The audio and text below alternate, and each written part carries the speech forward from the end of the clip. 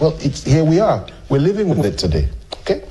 And I'm telling you today again, and note this and remember this, if things don't change soon, and the federal government and the people around President Buhari begin to see things from a more nationalistic perspective, rather than any other perspective, rather than a tribal perspective or religious perspective. And if it doesn't, and I'm not criticizing them now, I'm just saying that, look, this is the solution, okay? If things don't change soon and they become more nationalistic and they change all this, we are going to end up having a civil war in this country in the next few years. People are talking about 2023, I want to be president. We may not get there. Now, I don't wish for that. Oh, why is he saying that we won't get to 20? Why is it? I'm not wishing for that. Every day I pray that I am wrong, because war is evil. Nobody wants war. But we are being pushed down that road, and I can see it coming clearly. And I can see people are mobilizing in the various regions and states. And I can see anger mounting up. And I can see people saying, we're fed up with waiting, we will defend ourselves. And I'm beginning to see people targeting people from other tribes and saying, we don't like these people because this is what they're doing to us, and the government is supporting them. And this is something that scares the daylights out of me. And we need to work hard to ensure we never get there. Because if it ever happens, believe me, for the next 50 years, this whole place will be on fire. Okay. I'm telling you. And that will affect the whole West African sub-region. It'll affect every single person, rich and poor. Nobody will escape it.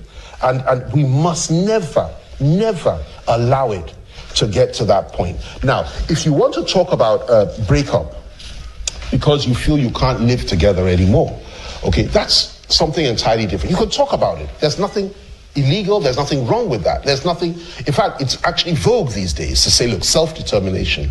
And we're interested in leaving the Federation. But even if that's the path you want to take, let it be done peacefully, not with violence. Let it be negotiated, not with violence, but with words.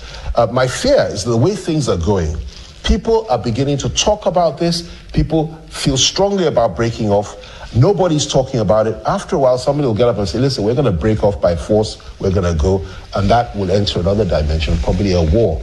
And that's just, we just don't want that. Let me end with this, on this topic. I tell you that there is no body today in the East, whether you believe this or not, believe me, go and do your research, that can defeat Nnamdi Kanu, my friend and brother, in an election. Nobody.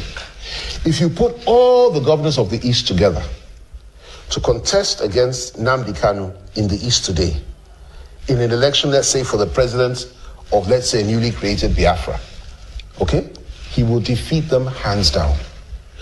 Because he is reflecting the thinking and aspirations of the overwhelming majority of young Igbo people.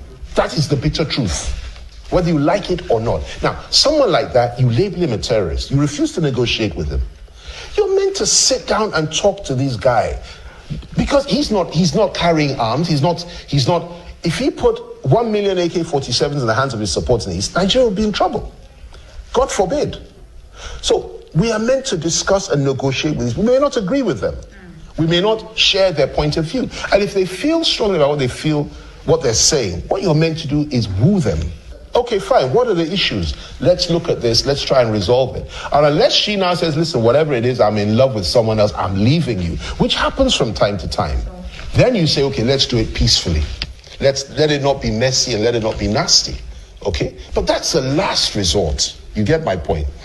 But we don't have that here. And let me tell you, the agitation for Biafra, the same level of agitation is beginning to build up in the Southwest. That's what I have seen.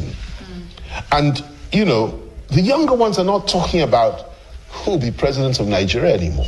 They're talking about this aspiration of Oduduwa Republic. And they're playing this anthem, which is a beautiful anthem, by the way. I love it. And they're talking about it, and they're thinking about it, dreaming about it, praying for it. And eventually you'll get to a point that you can't stand against it unless things change quickly and they are wooed back into order and they are given a reason to want to be part of Nigeria again. And that's what I think we need to do. So what place is the part of restructuring? Restructuring is something I've advocated for many, many years, even before I joined President Obasanjo's government. And the record is there. I believe in it. It's the way forward. But I'm sorry to tell you that nobody's talking about restructuring. We're just talking about it. National Assembly doesn't believe in it as a policy. The parties, you can talk about it from morning to night. We've been talking about it for years. It's not going to happen.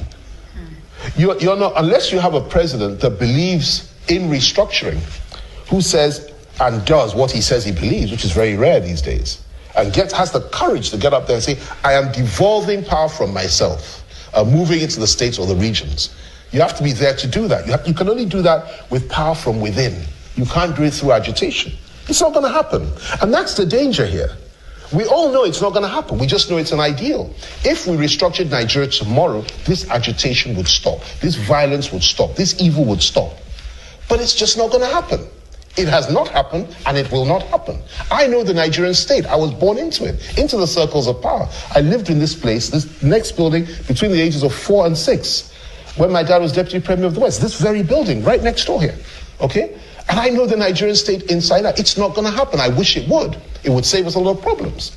But it's not going to happen. So what do you need? Good governance and fair, equitable governance where everybody's treated equally.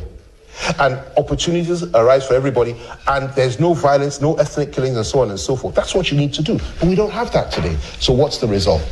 Agitation to break up, and that's just where we are right now. I most sincerely thank you for coming on the program, and I must say it's been a wonderful time having you on the program.